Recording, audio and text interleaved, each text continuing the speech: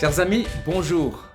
Il y a plusieurs mystères dans la Bible qui sont des vérités cachées, révélées au temps voulu de Dieu. Dans l'évangile de Matthieu par exemple, Jésus mentionne les mystères du royaume des cieux, précisant aux disciples qu'ils ont le privilège de les connaître, tandis que d'autres n'ont pas eu cette chance.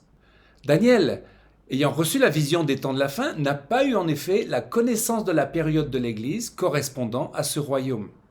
Il est un autre mystère que nous ne devons pas ignorer aujourd'hui en tant que chrétiens, c'est le mystère d'Israël. Paul d'ailleurs nous le rappelle, Romains 11, 25.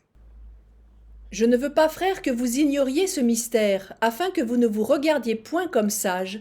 C'est qu'une partie d'Israël est tombée dans l'endurcissement, jusqu'à ce que la totalité des païens soit entrée. Et ainsi, tout Israël sera sauvé. Évoquons d'abord les mystères du royaume. Dans le chapitre 13 de Matthieu, Jésus va illustrer les vérités du royaume par des paraboles. En hébreu, ce sont des midrashim, du verbe darash, examiner, rechercher. Le midrash est alors un procédé d'interprétation de la Bible hébraïque. Au travers de cette parabole, Jésus va enseigner à ses disciples les caractéristiques, les vérités du royaume, désignant finalement le temps de l'Église. La parabole de la semence décrit les différents terrains où la parole est accueillie dans les cœurs. Nous voyons que la porte du royaume est bien étroite.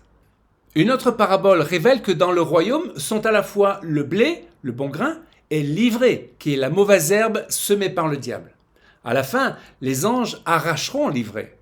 Cela évoque les temps derniers, quand le Seigneur reviendra. Les impies seront arrachés, retranchés de l'Église. Cette Église purifiée deviendra l'épouse revêtue de fin lin. La parabole du filet de pêcheur est une autre image où les bons poissons tirés du filet sont mis dans des vases tandis que les mauvais sont jetés. Jésus enseigne tous ces mystères à ses disciples, leur demandant même s'ils ont bien compris et expliquant qu'à la fin, le royaume sera remis au Père et qu'une nouvelle dimension du royaume prendra place. Jésus rejoint là l'accent prophétique de Daniel. Lisons Matthieu 13, 41. Le Fils de l'homme enverra ses anges qui arracheront de son royaume tous les scandales et ceux qui commettent l'iniquité. Et ils les jetteront dans la fournaise ardente, où il y aura des pleurs et des grincements de dents. Alors, les justes resplendiront comme le soleil dans le royaume de leur Père. Que celui qui a des oreilles pour entendre, entende. Parlons d'un premier mystère. Alors que Jésus dans les évangiles dévoile naturellement à ses disciples, qui sont juifs, la réalité du royaume des cieux, c'était pour eux une étrangeté, et nous allons comprendre pourquoi. C'est Paul dans sa lettre aux Romains qui va préciser les choses concernant la place d'Israël. Au cœur de l'épître de Romains, il y a ces chapitres 9, 10, 11 qui sont spécialement écrits pour comprendre le mystère d'Israël et sa destinée finale. L'Église des nations que nous sommes a tout intérêt à bien lire ces 3 chapitres pour comprendre que la connaissance du mystère d'Israël n'est pas une option. Romains 11, verset 11. Je dis donc, est-ce pour tomber qu'ils ont bronché? Loin de là. Mais par leur chute, le salut est devenu accessible aux païens, afin qu'ils soient excités à la jalousie. Or, si leur chute a été la richesse du monde et leur amoindrissement la richesse des païens, combien en sera-t-il ainsi quand ils se convertiront tous? Il est important de bien comprendre ce verset. Premièrement, je cite David Stern, la Bible juive, qui dit « Aurait-il trébuché pour tomber définitivement? Le ciel nous en garde. » Ce verset fait tomber la théologie du remplacement d'Israël par l'Église. Deuxièmement, parce que les Juifs ne peuvent pas accepter l'Évangile, cela permet aux nations, aux païens que nous étions, d'avoir accès au salut en Jésus-Christ. Enfin, troisièmement, si leur refus devient finalement une bénédiction pour le monde païen, combien plus en sera-t-il lorsqu'ils arriveront dans leur plénitude? Le mot conversion d'ailleurs est impropre.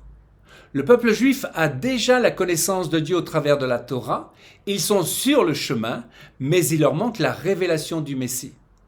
Lorsque le Seigneur se révélera à eux, les croyants juifs seront alors accomplis. Romains 11, 15. Car si leur rejet a été la réconciliation du monde, que sera leur réintégration, sinon une vie d'entre les morts? Si le fait qu'ils aient rejeté Yeshua a été pour le monde une réconciliation avec Dieu, qu'en sera-t-il lorsqu'ils reconnaîtront leur Messie? Ce sera rien de moins qu'une résurrection d'entre les morts, un événement qui va bouleverser le monde entier.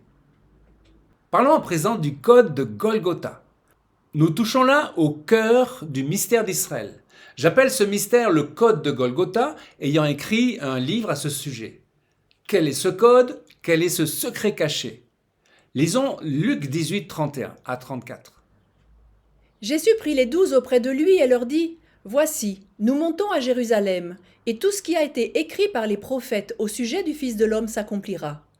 Car il sera livré aux païens, on se moquera de lui, on l'outragera, on crachera sur lui, et, après l'avoir battu de verge, on le fera mourir.